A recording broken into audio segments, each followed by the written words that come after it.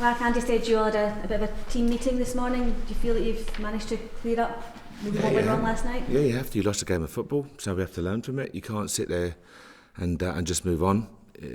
Regardless, the fact is we were disappointed in our performance last night. We've got 3 valuable points. What can we do better? And we have to learn. So win, lose or draw, learn from it. So we analyse it. Nothing out of the ordinary at all. But we have to get better every time. You have to learn. What can you put your finger on what it was then? All of us, it's not about, as I say, we talk as a group. I don't talk about single out a player. We always talk as a group of players and staff. We didn't do what we do well. We didn't get on the ball. We didn't get started. We knew that Hearts would press. We felt beforehand that would be the tactics. They did it well. They were brave. They left like 3 at the back and then dropped 1 in, so we knew what they were doing. But we had to be braver and we had to find solutions to get out. And yes, the pitch was a little bit difficult. But we're better than that, and we've shown that time after time that we're better than that. So, as I say, a bad day at the office, but we have to learn from it and move on. The fact you've got Aberdeen and Hearts coming up in the next week, I think it's no bigger incentive then, really. No, it's as I said to him, the worst thing. Can you imagine? I think Clint Hill just said the best way now is on the pitch.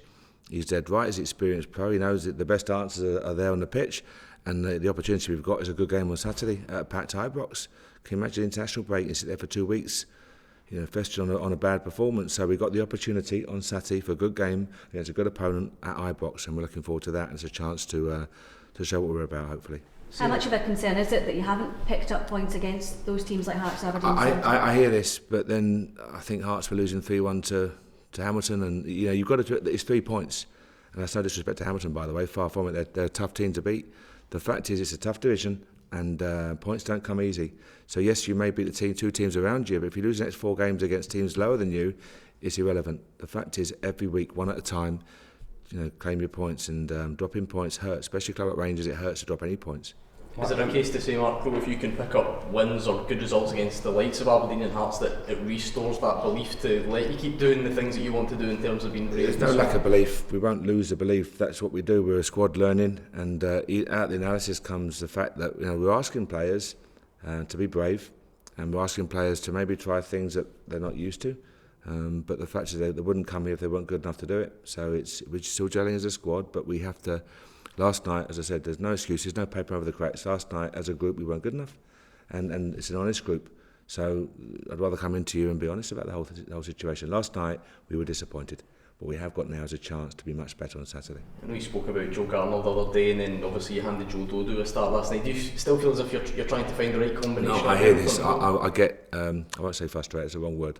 I hear this about, 1 minute one guy says about consistency, then another guy says you need to change it and chop it, and Joe scored 2 goals, he must be in, and why we dropped Joe Garner? It's not dropping, it's using our squad, and we got heavy games and heavy pitches, coming thick and fast, Wednesday, Saturday, etc. So it's using the squad.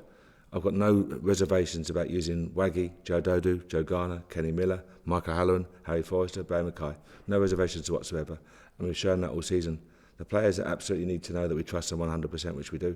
So whichever 11 we pick, I'm happy with it. Is there any reason that Martin or what would you say is the reason Martin Waghorn hasn't quite perhaps hit the heights that he did last season, because he set the bar so high? Is it to do with the step up, or is it? No, not at all. Waggy's a top professional. He's a very, very good player, Martin Waghorn, as he showed last year. He had a niggling injury to get over, and he's just finding his way back from that. He trained very well again today. Martin Waghorn wants to play football. They all do. Every player in every squad wants to be playing. And you always have some dissatisfaction within the squad because they want to play football. That's their job. But he knows what we think of him. He knows how much we trust him, how highly we rate him. So there's no problems with Martin Waghorn at all. Mark, you said you want your team to be braver. Hearts obviously pressed you quite high at the park last night. Is that the key to overcoming that, to do it better, to play the ball better? Is that to be more dynamic in our movement, to show good variety, to trust what you do, to trust the movements that you rehearse. And sometimes you have to beat the press by going long and trusting yourself to go long in a cultured manner. So it's how we do it. And the players, as I said, are a really honest group, and they're the first to admit, we're the first to admit that we didn't go through the movements in a dynamic enough fashion last night to get the results we were after. Simple as that. So credit Hearts for being brave, but we had to be better last night. Mark, how much was last night's result and performance an indication that the squad isn't quite up or playing to the standards required to finish above the likes of We were second going to last night's game. I think, without being rude, that's a nonsensical question. We were second against last night's game. So you're saying the squad's not good enough. The fact is, we had a bad day at the office. We all do. Everyone in this room has a bad day at the office. So far from that, I wouldn't even answer that question. Just in recent performances, and particularly last night. Well, recent performances, I think we won 5 out of 7, and we were in second place. So ask all my questions. How much do you think Aberdeen will be affected, if at all, by the disappointment last week? Does it make them more dangerous? No, they're a good opponent. You could turn around and Aberdeen could say, how much will Rangers be affected by it? I think the fact is they're a very good team, very well managed, a squad full of experienced players, with European experience behind them as well. We know what we face, but we're looking forward to the opportunity to show what we can do as well. We've been on a good run. We're in second. We're annoyed to drop 3 points, and we're looking forward to playing on a good playing surface in front of a packed crowd. Bit of a sore one up there for you. I remember you certainly feeling that you should have got more out of the game. Yeah, that was our view, and you can say that's football. Whichever side of the fence your loyalties lie. But the fact of the matter is, we went there and delivered a good performance, and we were aggrieved at the offside and the free kick. Absolutely, more than aggrieved, because we felt there were 2 crucial decisions that didn't go our way.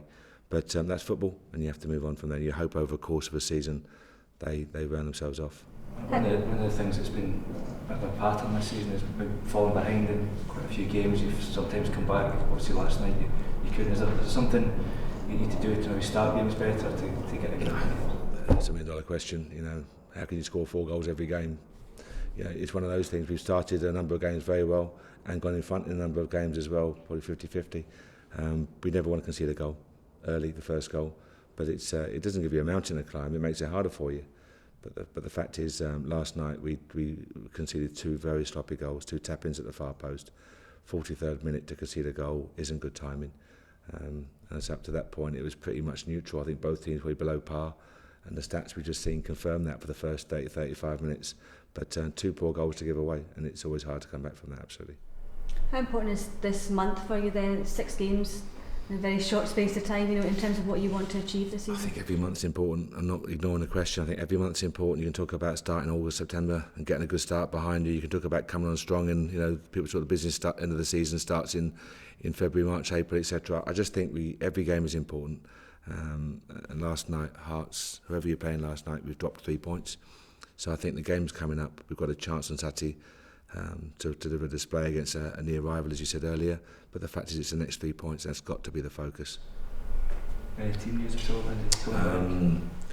We were light, as you know, last night. We were light. Josh Windass will still be struggling, but Clint Hill was trained again this morning, and Clint will be fine.